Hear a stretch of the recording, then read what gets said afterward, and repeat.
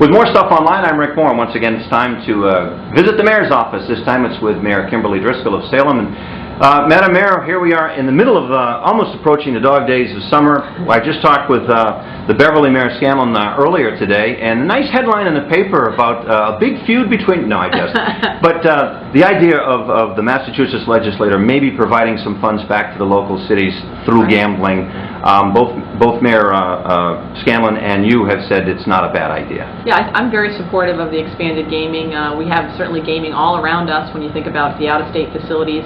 They're heavily supported by Massachusetts residents, and it certainly seems like it's time for us to do something here that can keep those residents here, but more importantly, bring jobs and revenues to the Commonwealth. So Bill and I definitely agree that having some form of expanded gaming would free up revenues that could certainly come back to cities and towns. Do cities and towns get that? Because I know with the lottery, you know, there's a lot of money that goes out locally from your local cities to the state coffers, and do we get that back? Well, I mean, the idea is that through local aid, you're collecting revenues, or the state's sort of recycling the revenues they collect from citizens, whether it's through income tax or other cycles. We know cities and towns get a portion of the gas tax from Chapter 90 dollars. Is it ever a dollar for dollar return? I think it's pretty hard to actually even do that math. And I'm not necessarily sure you'd want a dollar for dollar return. That would mean smaller places got a whole host of less services, even though they may have residents that contributed more. So I think everyone's trying to look at, you know, local aid has a formula that includes a lot of different areas, components to it, from property taxes to your actual needs within your community.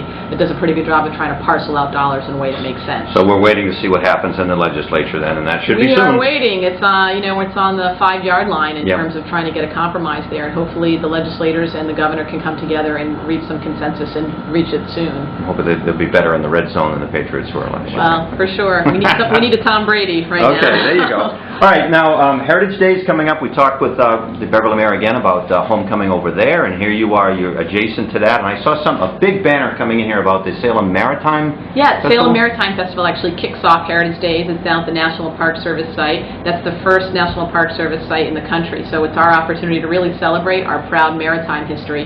Most people think of Salem for witches, but actually boats and a wonderful port are what put us on the map way before any of that took place, and it's a great opportunity to kick off what's a really special day for residents. Most of the people in Salem and the North Shore take advantage of Heritage Days, and it's sort of the nice part about living and growing up in New England. You have those special traditions that have kept going for a number of years, and Heritage Days is one of those. It is interesting. I think we should point out that anybody who hasn't been to the Peabody Essex Museum will learn about the sailing and the sea heritage that Salem has. The maritime history is phenomenal here. You know, larger port than Boston back in the day. Many of the wonderful architectural exhibits we have here were built as sea captains' mansions, and it's a wonderful way to remember Salem, and we're trying to obviously go back to that waterfront history when we have the ferry and cruise terminals and things like that.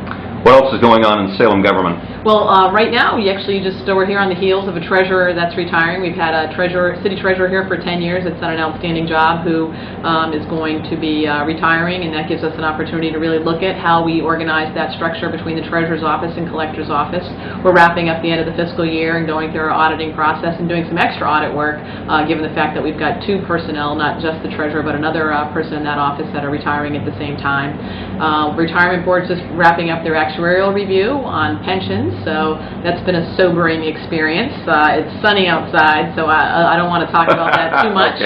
Be a dark cloud. We'll keep it positive, sure. Yeah, exactly. But so there's some of the more run-of-the-mill, mundane, but very important tasks going on as we wrap up the fiscal year. And there's a charter school this evening. Yeah, this evening the school committee is actually likely to approve a Horace Mann charter school application. So this is actually an in-district charter school that will be run by a faction of the school committee in the city, serving what we consider to be at-risk youth. We have a number of alternative programs at our high school, but we really feel like there's a safety net there that's missing for particular students who struggle across the line. So we'll have an alternative school that operates on longer hours, sort of a different structure than your traditional secondary education, and we're hopeful that is something that the state board will approve.